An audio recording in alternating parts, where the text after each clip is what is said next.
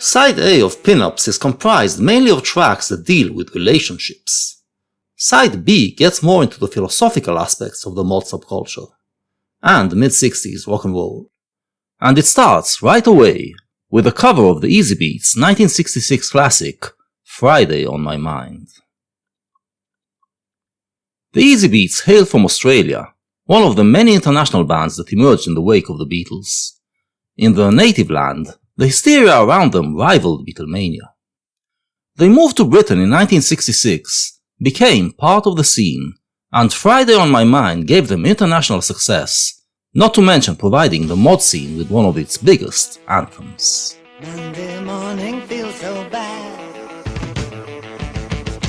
Everybody seems to nag me.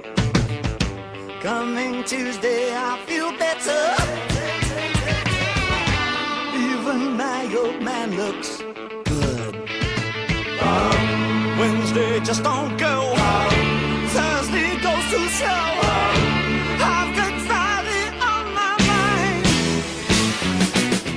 The 1960s were the end of the modern age, an age that was dedicated to the idea of progress.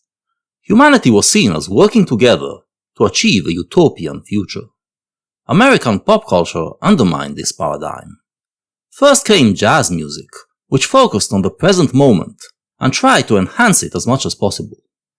Rock and roll, starting in the mid-50s, brought an adjustment and focused on the extended moment. A jazz performance didn't have a past or future. All that existed was the now.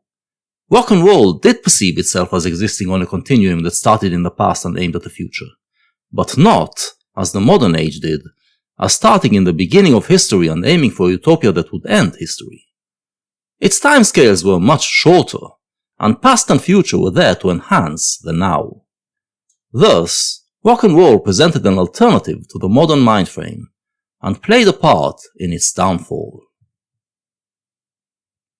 Friday on My Mind showcases one of those timescales. For the London youth in the 60s, it was very easy to find a job, and they had money to spend. Their parents told them that they should save that money for the future, but for them, it was a much more immediate future they were aiming at. The weekend. The weekend was the utopian future that gave focus to their everyday life. The chords go through a progression. Every day is a new chord, as we are climbing towards the climax. We see how this immediate future enhances the now.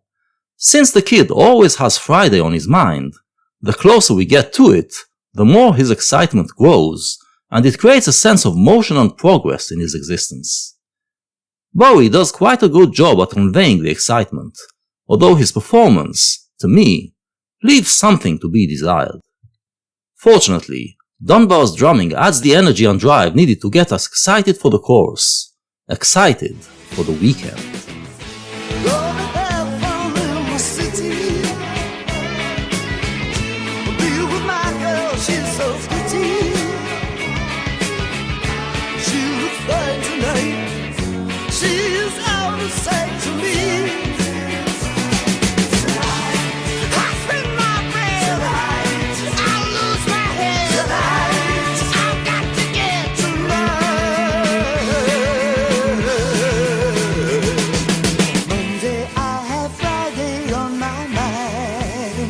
The chorus provides the release, describing the ecstasy of a night out in swinging London.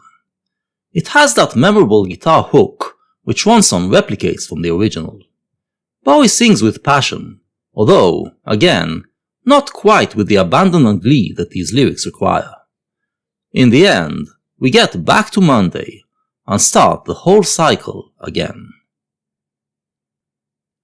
You might wonder, doesn't this lifestyle of living from one weekend to the next get repetitive and boring?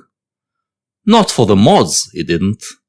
They introduced change and variety into their life by turning it into a game of style. Every weekend, the mod would come up with a new look, hoping to be the sharpest face on the scene. This was the basis that Bowie would later build on, making it not from weekend to weekend, but from album to album, creating complete characters that had a short lifespan, but lived the most intense lives, and set the style for everyone. To the 5-day drag once more. There was nothing else that bugs me more than working for the rich man. Hey, I changed that scene one day. Today I might be mad, tomorrow I'll be glad, 'cause I'll have Friday on my mind. The second verse focuses more on the working hours in which you have to work for someone richer than you. It is a drag, and the kid says that he will change this reality one day. The modern age presented basically two options to do so. The capitalist option, which is to work hard until you become the rich man, or the Marxist option, which is to work hard on a workers' revolution that will create a classless society. Both require hard work for something that may or may not come in the distant future, and cannot compete with the thrill of the weekend. He tells himself he will change that scene one day, but he isn't really serious about it. His thoughts are completely dedicated to the extended present he is living in. Bowie, as he does on the other album tracks, remains faithful to the original lyrics, but here there is also a supplement, lines that he adds, almost inaudibly, which I marked in parentheses. The interesting one is the one that comes after Rich Man.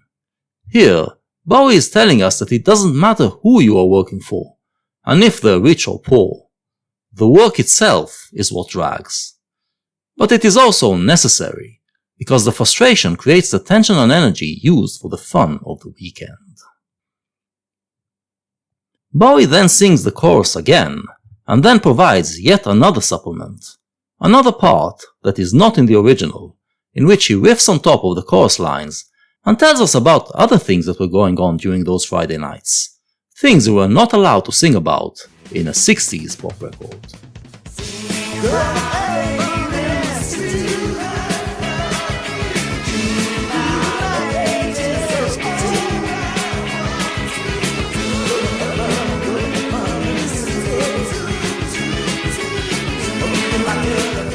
All in all, while not quite living up to the seminal original, it is a very worthy cover.